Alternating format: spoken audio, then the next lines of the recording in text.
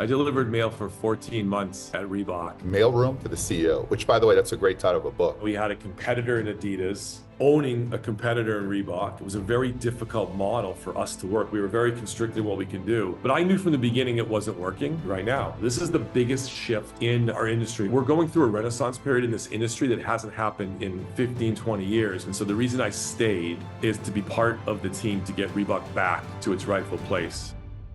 You are in for a legendary podcast here today. As you know, I've interviewed some of the biggest names: Brady, Pacino, Stallone, Schwarzenegger, Vince Vaughn, you name it, Tommy Hilfiger. But today we have the founder of Reebok Shoe, very good friend of mine, and the CEO of Reebok, and an exclusive first ever.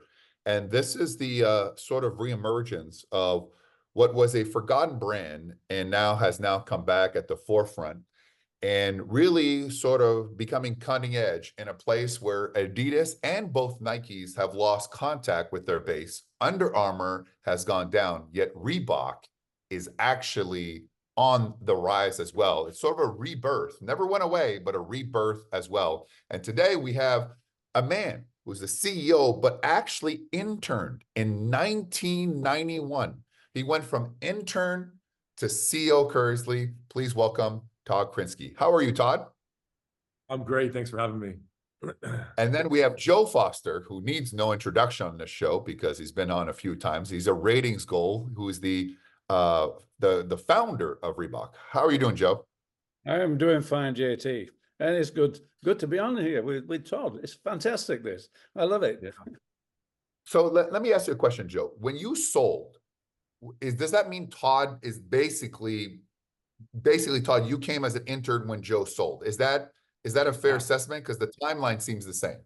It was right around that time. Actually, I wish I was an intern. I actually started the mailroom. I delivered mail. I delivered mail for 14 months at Reebok. That's how I kind of got my way. And I was this is back in the day when there was a lot of mail. So, I was pushing the cart, I was putting mail in people's spots, and I was trying to I was working at Foot Locker at night, and I was delivering mail at Reebok during the day. And even just being around the Reebok building and the energy, I fell in love, with the brand, just even though I was just delivering mail, and I was able to hustle into a role later on. But I think that was around the time when Joe was making the move, right when I entered. What was it that you loved about the brand? Because at that point, what was?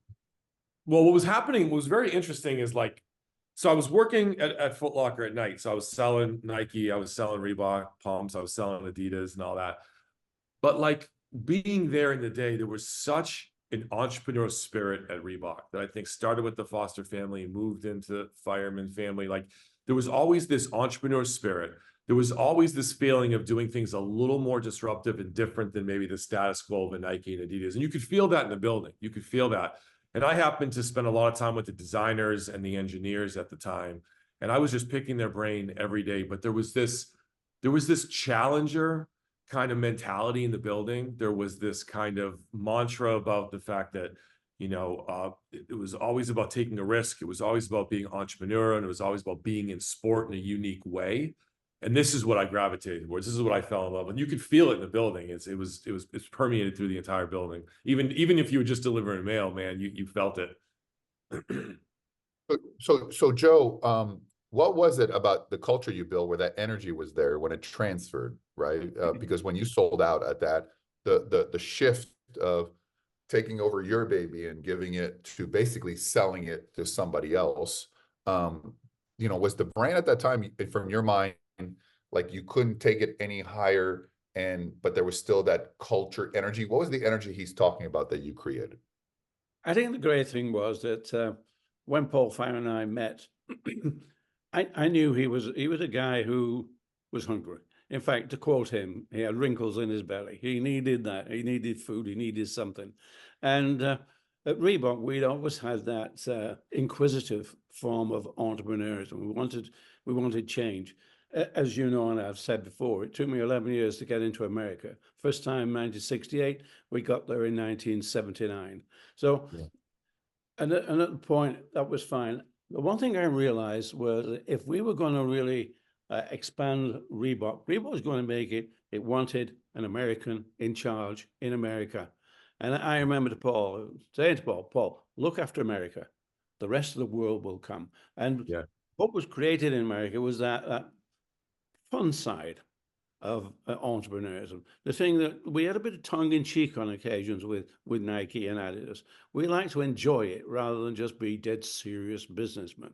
So it was great. And I could realize there were so many people at that time.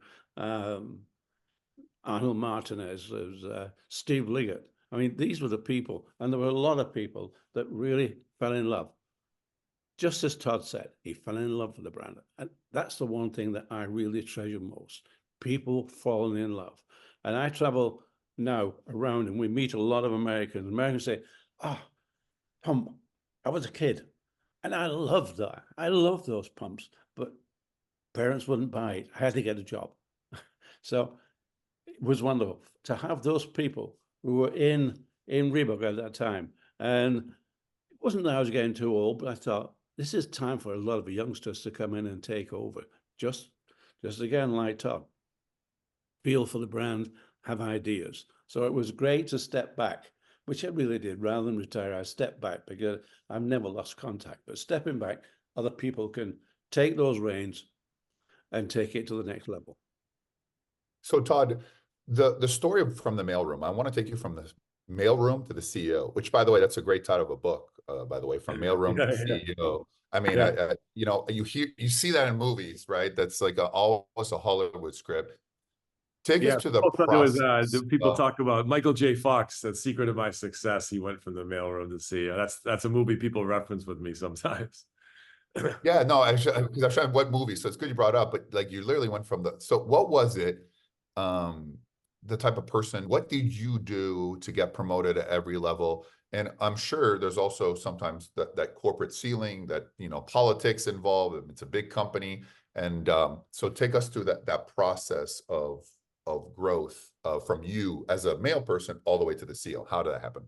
Yeah, I mean, I think, you know, I was definitely a go-getter and I loved the industry from the beginning. Even when I was on the retail floor at Foot Locker, I loved the energy of the shoe wall. I loved kids coming in, talking to them what they wanted, selling product. This was just something for me I gravitated towards when I was 16 and started selling shoes. So it was in me from a very early age. At Reebok, you know, I had this I had this real strong passion. And when I first started in the mailroom, I actually took a coupon. I made a coupon. It was like a dollar bill with my face in the middle. And I figured out how long I could work for free and just with my Foot Locker kind of minimum wage salary at night. And I put a coupon in every executive's mailbox that said, Todd Krinsky will work for free. I'm in the mailroom now. I got a passion for sneakers. Give me a shot. And you know, I got a lot of awareness from a lot of executives. You know, they couldn't hire me for free for legal reasons, but I did end up getting a role out of that. And I ended up working as an associate product development manager working on tennis at the time. That was my first kind of role. But I think the one thing that kind of drove me is I really, in an early age at Reebok, playing basketball one day at lunch in our building, some of the executives came up to me and everyone said the same thing. They said, no matter what you want to do, because every kid at a young age says sports marketing. Half the kids don't even know what they're saying when they say that, but they like sports. They majored in marketing, so they want to do sports marketing. And it's like this empty kind of like career path, they say. And I was one of those kids that said that. And then a couple executives pulled me aside. They said, listen, I'm going to tell you one thing. Product is king. And it's the best piece of advice I ever got, because every single choice I made, every way I've gone, is to learn as much as I can about product and to be an expert in product. And it's really guided my whole career. And then the second thing I think is I was just open to opportunity. You know, I was 27 years old. I was just involved in a group that signed Allen Iverson. I was really excited about the fact that, you know, two young people convinced firemen to sign Iverson. I was part of that process. Then they said, hey, do you want to go move to Busan, Korea? And do you want to work in a development center? And do you want to learn how to make shoes? And normally a lot of people would be like, no, I'm good. I want to stay here doing marketing in Boston for Reebok. But I was like, no, I'll go. And I went to Korea for 3 years. And I spent time in a development center where we made some of the best innovative product in the 90s for Reebok. I was involved in the development side of Pump and DMX and Hexalite, some of the things that Joe mentioned earlier. So I just learned and learned. And then I was ready. I was ready to come back in 99 and start a real kind of fast career path. I went into, you know, kind of product marketing in basketball. And then I ran our RBK division where we signed artists like Jay-Z and Pharrell and 50 Cent and did all of that. And then I ran our sports marketing division for a while where I signed, you know, the NBA and NFL and guys like Peyton Manning. It was just, and then I went back into product my love in about 2011. And I really started to get back into building the product brand of Reebok, especially the classics business, which is so dear to Joe's heart, which was kind of broken in 2011. It was really broken. And I went back in and I kind of had the institutional knowledge at the time how to fix it. And we fixed the classics business. It's our most vibrant business today. And then kind of was on a real strong trajectory at that point because I got back into that kind of the product side of things and ended up running all the product, was chief product officer before becoming the CEO. So it was a really, I think it was a journey where I always followed the mantra of product is king. I was really passionate. I took opportunity. I said no, I said yes to basically every opportunity just to learn to kind of get to the point of where I am today. And amidst all of that, you know, in 2006, Adidas bought Reebok, which was a very challenging period for us. But you know, it's funny. People always say, "Well, why did you stay during that rough period?" You know, we had a competitor in Adidas owning a competitor in Reebok. It was a very difficult model for us to work. We were very constricted in what we can do. But I knew from the beginning it wasn't working. And I had a feeling it was going to get sold, especially the last few years. And so the reason I stayed is to be part of the team to get Reebok back to its rightful place, which is what Joe and Paul created. And that's why I'm here. And I stuck through some really lean, challenging years to do that. Let me ask you a question. What do you, first of all, the drive you have is very similar to myself and in Joe. I own over 70 companies and brands that do business all over the world. You would have been a phenomenal entrepreneur. Let me ask you, did that ever come to your mind? Because the same work ethic you had from the mailroom, I mean, you could be running any company or have created your own shoe, kind of like the On story, right? When the guy left Nike to create the shoe. Why didn't you never venture that? Or did you really so downpar that fab of like, Yeah. at Reebok that it's like, at this point, this is the path I'm in and yeah, I'm at where I'm at. But it's a great question. And it was never about being comfortable or complacent. That's not me. I'm moving a mile a minute. So the decision to stay, and I did have a couple opportunities. One with to go do something with a celebrity in the athletic space, and then one to start a company in the floor space. I don't know. You know, for me, at some level, even though my last name isn't Foster, like Reebok is a family business to me. You know, I grew up here, you know, and I really have a strong passion for this company. And I really have a strong commitment and passion to the people that work for this company. And I've always said, like, I just want to leave with this brand back on top. And then I'd be kind of happy. And that's a little bit of my mission, you know? And so, yes, I have an entrepreneurial bug. And I've been able to do a lot of entrepreneurial things at Reebok. I mean, I want to be clear that the company that Joe and Paul built is very entrepreneurial. Like we invite risk, we invite failure, we take shots. And so I do feel I get to live a little bit of that, not probably at the level that you do it. But I do feel I get to like take a lot of chances. We enter new categories. I mean, in 2001, Paul was like, what are we going to do? We created an entire music category that didn't exist in the industry. Sign Jay-Z, sign 50 Cent, sign Pharrell. This was very entrepreneurial. We had no idea how to do it. So there have been moments where I've been able to explore that. But I guess what's kept me here is just, yeah, the passion for the company and the vision that we could get it back to somewhere great. Joe, let me ask you a question. What year did you feel that Reebok was no longer what you started and what you felt it was when you handed it over after 1991? Obviously, at this point, you sold, and did you feel like this is not the same company that I created? And you remember what year was and how did that make you feel? Well, I think it's a period of time rather than just a year. What happened is when I backed out, and I backed out because it needed money. We had a great opportunity. So many great opportunities were coming along. And so I sort of backed away a bit. I stayed for quite some time. I was in I think I really sold about 84 at that time, because we just hit onto aerobics. And if we had not had the money that Stephen Rubin brought to it, that would have been disaster. We would never have managed to do the production that we needed. So I just kept on with that. And as the company grew, I then put on the global market. I was going around the world all the time, picking up and getting on the global distribution. And it got to a point where eventually I just became an ambassador. And I'm waving flags and I'm getting on and off planes.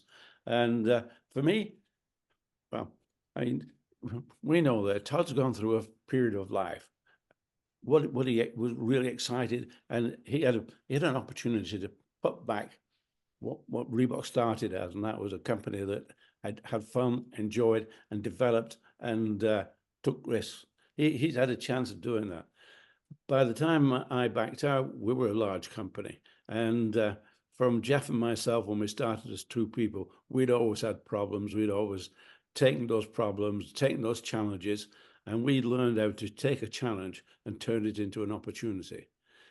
By the time I stepped out, which was, well, the end of 1989, I wasn't in a position to do that. I was just waving flags, and I thought a lot of other people can come in and do that. Now it was a corporate body, and I could enjoy it in a different way. So I stepped back because I had my challenges, just as Todd had his challenges. And I think he's the same as I was. He enjoys the challenge. And we always used to take that challenge and turn it into an opportunity. And the number of times we did that was incredible. And that was taking risks. So I backed off. I didn't forget Reebok. I just hoped that one day we would get someone like Todd, someone who would bring it back. Paul had run out of steam as well. And so it needed, just as Paul ran out, I didn't say I ran out of steam, but you need youth. You need that energy. So that's why I backed out. So Todd, what does Reebok stand for now? I feel, and correct me if I'm wrong, I feel that Nike has lost its way in a way of, losing Tiger Woods, Roger Federer, a lot of big names, and it's got like a huge animal.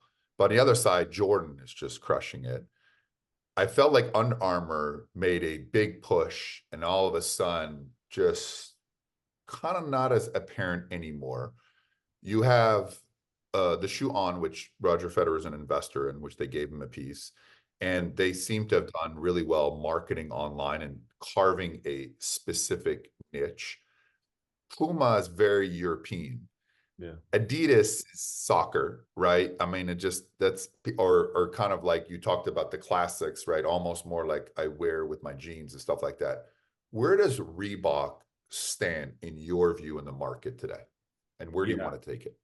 It's a great question. I think it's a little back to what Joe said. Reebok has always been a really strong, irreverent is a really important word, irreverent sports brand with a strong pipeline of innovation. So when you think about Reebok, we're one of the few brands that can play with a rich heritage business with our classics that's timeless today, but can also play in high innovation. And so when you think about the brand today, it really is a brand that takes a little bit more of an irreverent approach to sport. So I think if you look at Nike messaging, if you look at Adidas messaging, if you look at Under Armour, maybe some do it better than others, but they all kind of have the same message, which is kind of like, be like this athlete, run as fast as you can, wear this shoe. And I'm not saying it's wrong. I'm saying that's a formula that works for certain brands. But if you think about what we've done, and Joe mentioned this earlier, we've always kind of been a little bit irreverent, a little bit disruptive in the market, the way we've launched innovation, the athletes we've signed, like the Allen Iversons and Shaqs that are larger than life. So we've always tried to present the consumer with an alternative. We're going to make great innovative product for sure, world-class product for athletes, but our message may not always be so serious. It's kind of this idea is, life is short, play hard. Life is not a spectator sport. We're trying to inviting people in to fulfill their potential, but we're not trying to just talk about elite athletes all the time. So I think from a product proposition perspective, we have a great heritage business. We've got great innovation, but we are this kind of American-inspired sports brand now that brings an irreverence to the market that I think is really, the tone is really relevant for today. And I think that's how we Are kind you of more like a Reebok Rebels, like a Reebok Rebels in a way? Like you're yeah, just I mean, we're definitely a you're challenger brand. Yeah, definitely challenger brand, definitely disruptive. We just launched a new running shoe last week, and we have this running hacks campaign that you can look at. I don't think any other brand would launch running this way. It's a fun kind of little bit of having fun with today's culture in running. So even though the shoe itself, you mentioned on the shoe itself, when you look at third-party testing, competes at the highest level with the Hoka's and Nikes from a running perspective. But the way we market it is a little more irreverent to the consumer. And I think there's a place for that in the market. The other thing I would just quickly mention is that you mentioned the Nikes and Adidas. I think maybe they are having some of their issues or whatever you want to say, but the consumer is different now. The consumer is open to a lot more footwear brands than they were 5 years ago. This is the biggest shift in our industry right now. And when you look at maybe Nike having some Foot Locker having some challenges, and it's all predicated off the fact that consumers are open to Hoka, they're open to On, they're more open to New Balance in different ways than they were before. So I think we're going through a renaissance period in this industry that hasn't happened in 15, 20 years, where the key like the players. beer. Is it like the beers? Is it like the beer? You're from Boston, so Samuel Adams, when Right. they kind of came in where the craft beer market. So you take a look at Brooks and Hoka and all those. Are the niches now and the riches. Joe talks about white spaces. It's one of his most famous lines, which made me go viral on social media.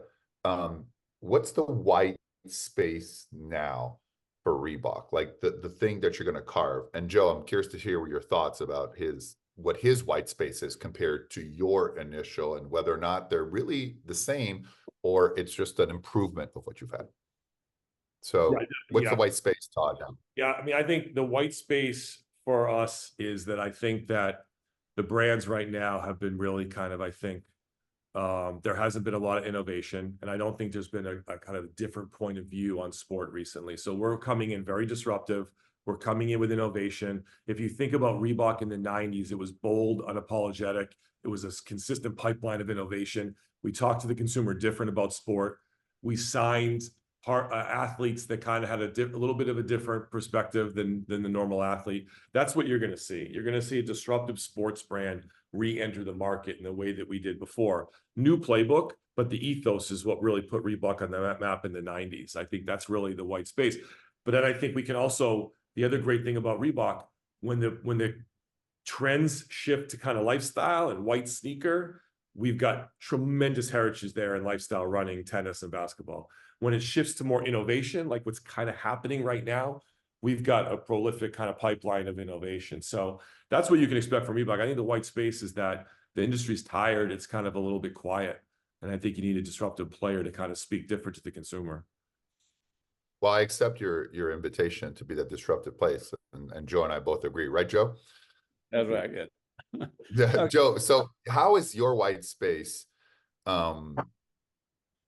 Is it different than what Todd is doing there? Obviously, there's different time period, right? But how do you feel that their white space now is merging into what you initially thought about Reebok?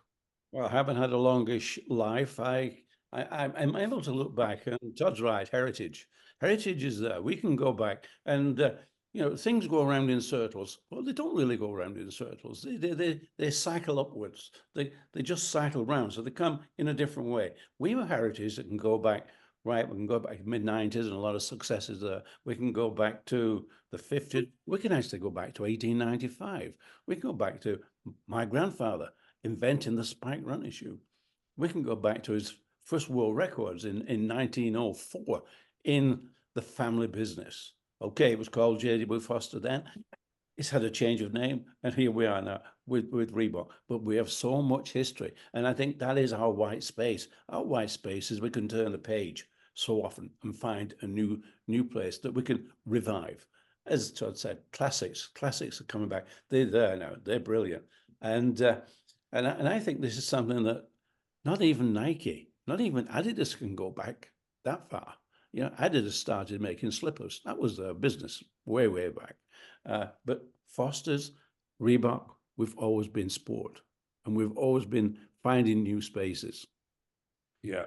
Todd, have you thought about doing an ad on going, back to the basics of like with Jill Foster, with more like people love the story behind the brands. I mean, that's part of the emotional. Something starting with Joe progressing, like, then Iverson, then Shaq, like almost like how it started, and we've only just begun.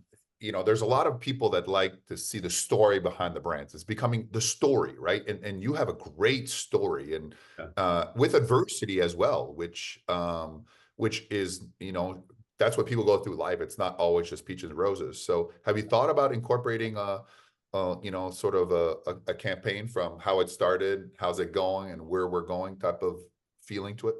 Yeah, it's really such a great point. We have a brand new consumer out there that doesn't really know Reebok, because I think our story was constricted under Adidas, to be honest with you. It was very quiet under Adidas.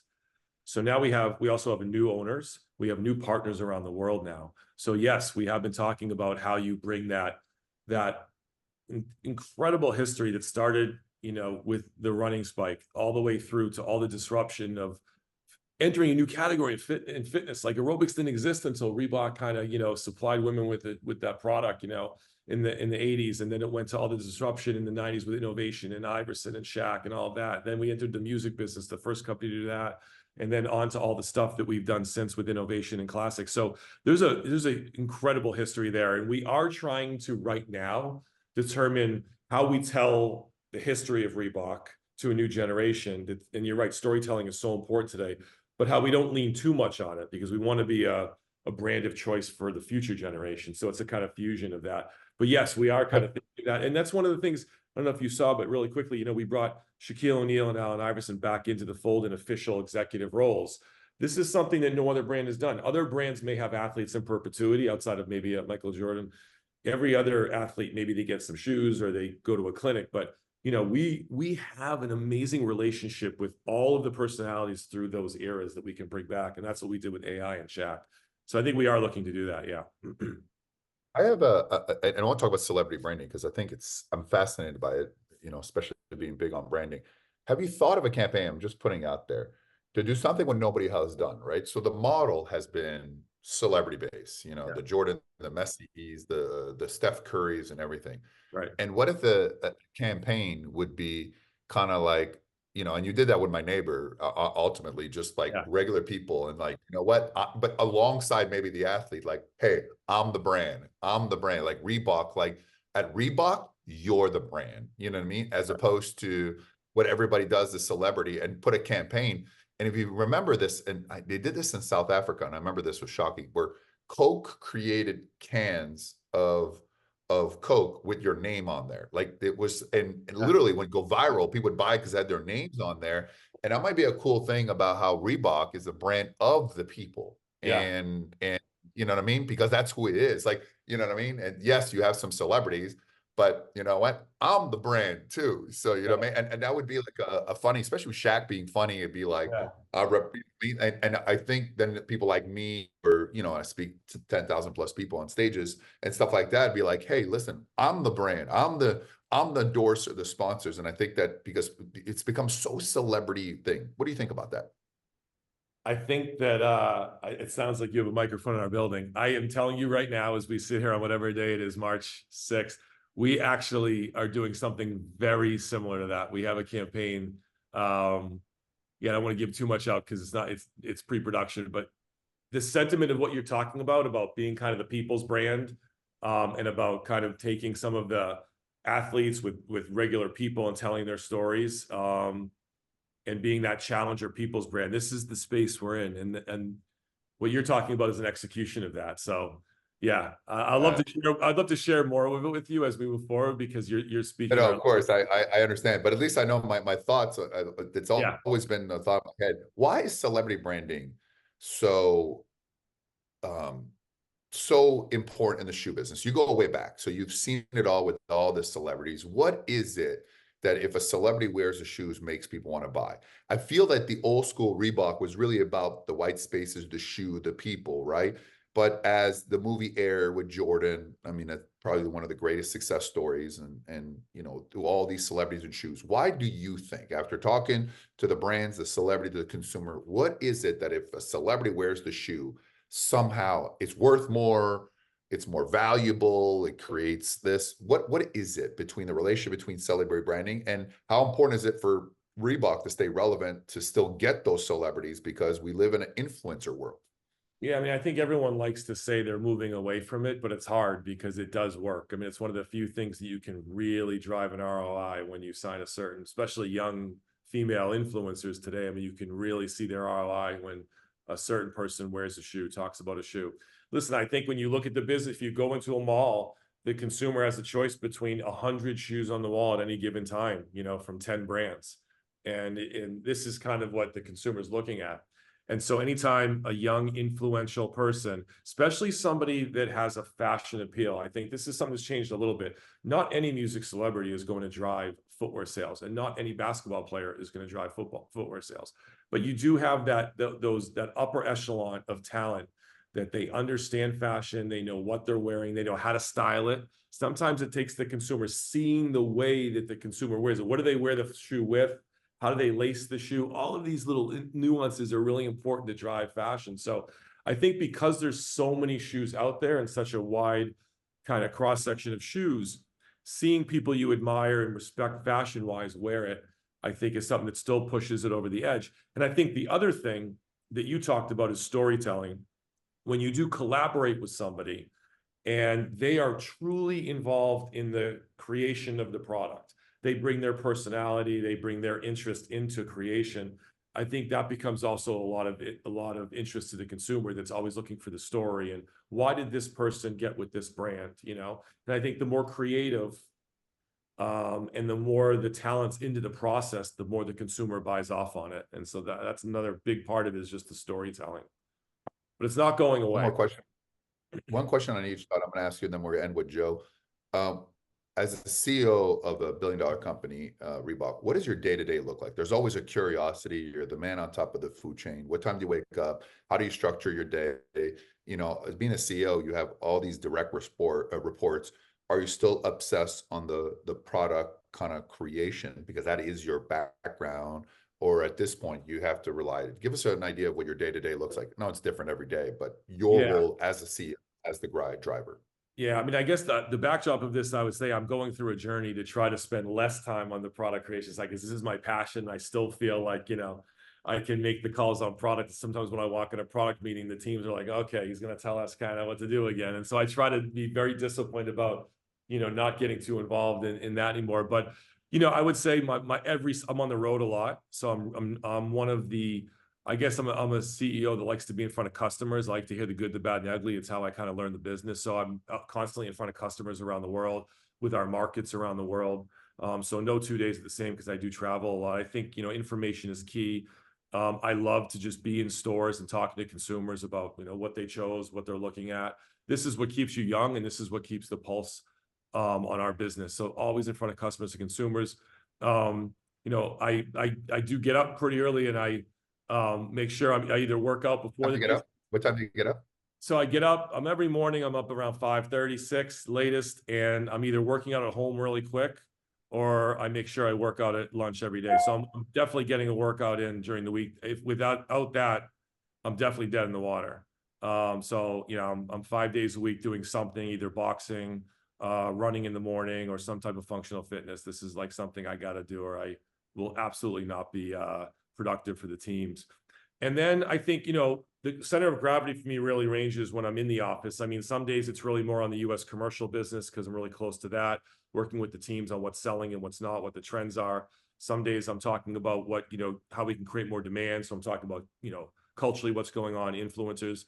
And then some days I'm more, you know, working with the product creation on the future. This is a very interesting business. I mean, we're creating 18 months out, right? We try to get that calendar closer, but we're creating a product pipeline that's 18 months out. So right now we're working on product for fall, winter of 25. But as a CEO, you also have a foot in today. What's happening with the business today? And so it really, every day really ranges. I try to keep in front of the young people as much as I can. You know, this is the most important thing for me, is a pulse on the young. Let me ask you a question on that. Your social media is bare. Your Instagram is bare.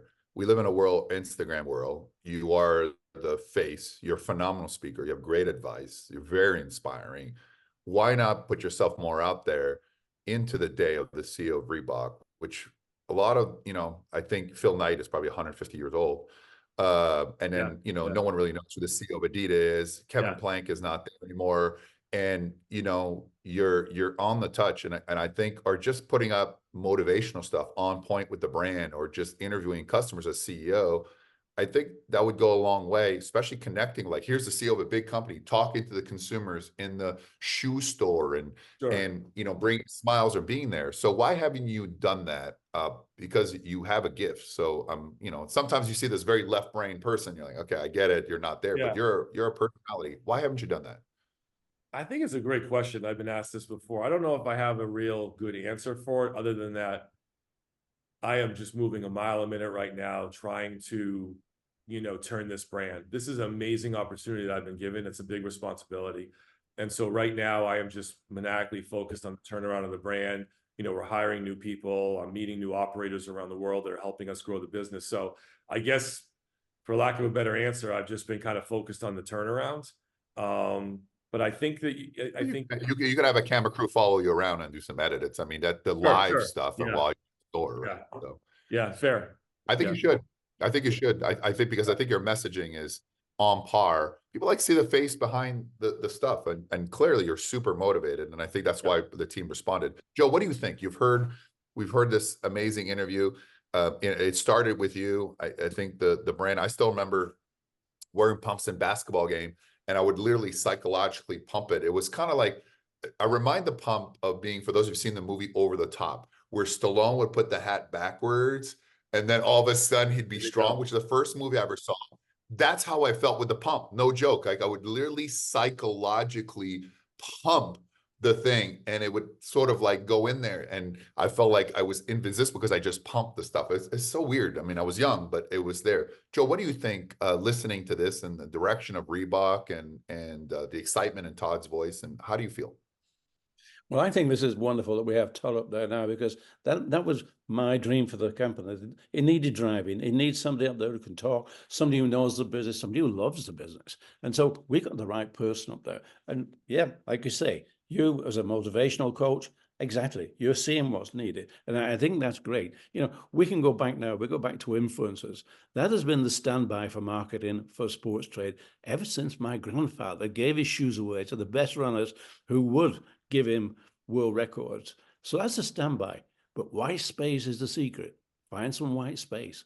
And white space is dropping away. It's like you say, just finding something that little bit different. So going out there, doing something different, that's great. So keep your eye on any white space, whatever it is. And those are the things that change the industry. They're the things that move it along a bit. And yes, Nike have done volume, Adidas have done volume, but as you say, they seem a little bit sort of out of touch these days. They're not touching people. So I think where we are now with Todd, he's ready to touch people. And if you can do that. Well, I will say this. I've never had the CEO of Nike. I've never had the CEO of Under Armour.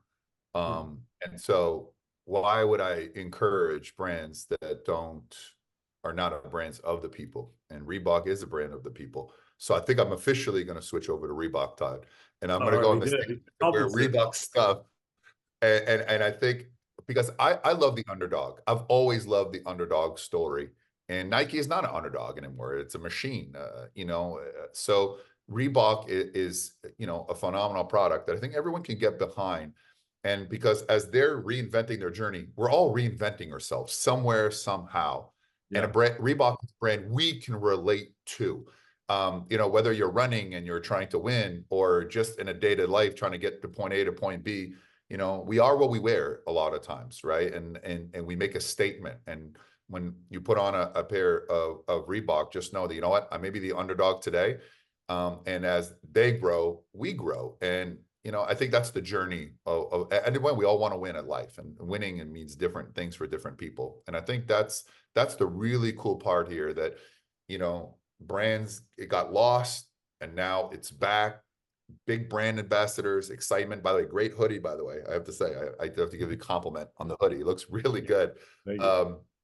And that's it. So I would recommend everybody to give it a chance, support the brand.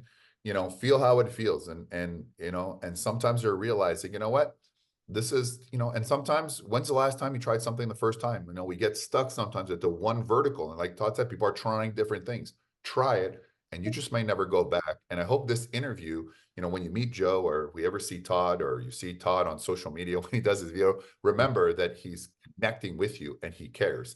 And that's how you grow a brand. And it's very hard to do. And I think they've done a phenomenal job. I want to thank both of you for being on here today for a super inspiring interview into the past, you know, the present, the future, but also traditional understanding that history is all part of where we're going, but innovate and never forget the roots, which is what Reebok has gone back to. And it started with you, Joe Foster, who I just found out he's 89. He's going to be 89 years old. I thought he was 81. He's a machine. I don't know. I know it's the shoes. It's the shoes. That's the next campaign, right? By the way, if you're wearing New Balance, you're getting older, right? So wear Reebok, it makes you on. That's the fountain of youth are the classics as well. Thank you to the both of you. Like, subscribe, share it with someone, because I think this is going to hit you and inspire other people as well. We'll see you next time on the show.